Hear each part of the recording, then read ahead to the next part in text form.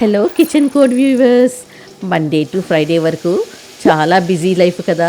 అప్పుడు మనం దోశలు ఇడ్లీలే మటుకు చేసుకోవడం ఉప్మాలతో సరిపోతుందన్నమాట. ఈ శని ఆదివారాలు ఒక మంచి పూరి, ఒక మంచి బంగాళదుంప కూర దానికి తగ్గట్టు చేసుకొని తింటుంటే ఈ శని ఆదివారాలు చాలా బాగా గడిపేసుకోవచ్చు. అందువల్ల మీ ముందుకి ఒక పూరి కూరతో వస్తున్నాను. ముందుగా ఒక బౌల్లోకి 3 కప్పుల వీట్ ఫ్లవర్ తీసుకోండి, గోధుమ పిండి సరేనా.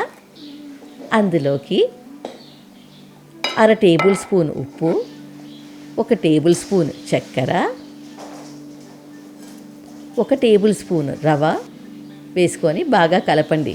ఈ రవ వేయడం వల్ల మీ పూరీలు చాలా క్రిస్పీగాను బాగా పొంగి ఉంటాయన్నమాట సరేనా. ఇప్పుడు కొంచెం నీళ్లు పోసుకొని, గోరువెచ్చటి నీళ్ళు సరేనా తీసుకొని బాగా మెల్లిగా కలుపుకోండి. మరీ గట్టిగా పిసకకూడదు, కొంచెం కొంచెంగా వేసుకొని ఈ పిండిని కలుపుతూ రండి. పిండిలో నీరు ఎక్కువైందనుకోండి, మీరు పూరీలు కాలుస్తున్నప్పుడు పూరీలు నూనె ఎక్కువ లాగేస్తుందన్నమాట. కాబట్టి సరిపడ్డ నీళ్ళు కొంచెం కొంచెంగా పోసుకుంటూ బాగా కలుపుకుంటూ రండి. చూసారా, ఇలా కలపండి. మీ ఉప్పు, రవ, చక్కెర అన్నిటికీ బాగా పట్టించాలన్నమాట.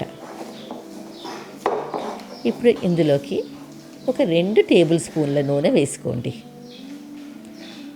ఈ నూనె అంతా మీ పిండికి బాగా సరిపడేలాగా బాగా కలపండి. మీ పిండి ఎంత బాగా మెత్తగా ఉంటుందో పూరీలు అంత బాగుంటుందన్నమాట. నాకు ఇక్కడ కొంచెం నీరుంది నా పిండిలో, అందువల్ల కొంచెం పిండి వేసుకొని కలుపుకుంటున్నాను. చూసారా, ఇంకా పిండి నీళ్ళు ఉంది, అందువల్ల ఇక్కడ కొంచెం కొంచెంగా పిండి కనిపిస్తుంది అతుక్కుంటూ. అందువల్ల ఇంకొంచెం పౌడర్ వేసుకొని వీట్ ఫ్లవర్ వేసుకొని బాగా కలపండి సరేనా. నేను ఉత్తి గోధుమ పిండే వాడాను ఇక్కడ. మీకు కావాలంటే కొంచెం మైదా వేసుకోవచ్చు, అలాగనమాట. నేను గోధుమ పిండితోనే చేశాను. చూసారా, ఇలా నొక్కితే సాఫ్ట్గా ఉండాలి. చంటి పిల్లల కడుపుతో ఎంత సాఫ్ట్గా ఉంటుందో అలాగా. ఇప్పుడు దీన్ని ఒక తడిగుడ్డతో మూసేసుకొని, మూత మూసేసి ఒక 10 నిమిషాలు పక్కన పెట్టేసుకోండి. చూసారా పిండి ఎంత సాఫ్ట్గా ఉందో. ఇప్పుడు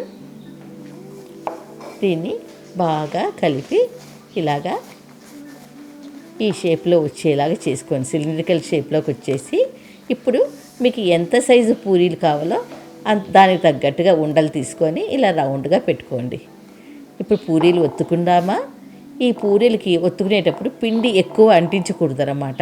పిండి ఎక్కువ అంటించారనుకోండి, మీ పూరీలు వేయించుకునేటప్పుడు నూనెంతా నల్లగా అయిపోతుంది. అందువల్ల కొంచెం పిండి అంటుకొని ఇలాగా గుండ్రంగా ఒత్తుకోండి. పూరీలు అన్ని పక్కల ఒత్తుకుంటూ రావాలి. మధ్యలోనే ఒత్తారనుకోండి, మరి పూరీలు బాగా రావు.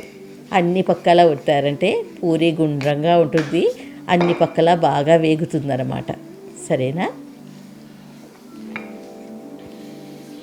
ఇప్పుడు ఒక మూకుడు పెట్టుకొని దాంట్లోకి సరిపడ నూనె వేసుకోండి. నేను ఫ్లేమ్ హైలో పెట్టుకున్నాను నూనె కాగడానికి. చూసారా, నూనె కాగిందా లేదా అని ఇలా ఒక చిన్న గోధుమ పిండి ముక్క వేస్తూనే ఇలాగ వచ్చి పైకి వచ్చి తేలిందనుకోండి, మీ నూనె బాగా కాలినట్టు. ఇప్పుడు ఒక్కొక్క పూరిని సైడ్లో నుంచి వేసుకోవాలి. కొంతమంది తెలియకుండా స్ట్రైట్గా వేసేస్తారేమో. ఆ స్ట్రైట్గా వేశారంటే నూనె చేతుల మీద పడ్డమో మొహం మీద పడ్డమో అయ్యి యాక్సిడెంట్స్కి చాలా ఇది ఉంటుందన్నమాట. అందువల్ల సైడ్లో నుంచి మెల్లిగా జార్చుకోండి. ఇలా పూరి ఒక పక్క కాలిన తర్వాత మరుపక్కకి తిప్పారంటే చూసారా, ఇలా గోల్డెన్ రంగుకి రావాలి. చూసారా ఎంత బాగా పొంగాయో మన పూరీలు. ఇప్పుడు మెల్లిగా తీసేసుకోండి. కింద నుంచి తేయకూడదు అనమాట, నూనె ఎక్కువ వచ్చేస్తుంది మీ గరిటకి. కాబట్టి కొంచెంగా గరిట మెల్లిగా పూరికి తగ్గట్టుగా తీసుకొని పైకి తీసేసుకోండి. ఇలాగా అన్ని పక్కల తడుతూ వచ్చారంటే మీ పూరి బాగా పొంగుతుంది సరేనా. చూసారా మన పూరీలు ఎంత బాగున్నాయో. కొంచెం సేపు అయినా కూడా ఈ పూరీలు ఇలాగే బుసబుసబుసనే ఉంటుంది, పొంగినట్టుగానే ఉంటాయి, కిందకి వెళ్ళిపోవు. అది ఎందువల్లంటే మనం రవ చేర్చడం వల్ల ఇలా అంగట్లో లాగా పూరీలు ఇలాగే ఉంటుందన్నమాట. మనం హోటల్లో అనుకుంటాం కదా, ఎలా వీళ్ళు పూరీలు ఎప్పుడు చూస్తే పొంగే ఉంటాయి మనకి రావటం లేదని. అది ఈ చిన్న రవ చిట్కాతో మనం పూరీలు బాగా చేసుకోవచ్చు. సరేనా? మరి ఈ పూరీకి తగ్గట్టు ఒక బంగాళదుంప కూర నేను మరో వీడియో చేశాను, దానికి లింక్ ఇక్కడ పెడుతున్నాను. ఈ పూరి, ఈ బంగాళదుంప కూర ఈ శని ఆదివారాల్లో చేసుకొని మీకు ఎలా వచ్చిందో ఈ కమెంట్స్ బాక్స్లో పెట్టండి. సరేనా? మళ్ళీ నెక్స్ట్ వీడియోతో మీ ముందుంటాను. మీ మీనాక్షి.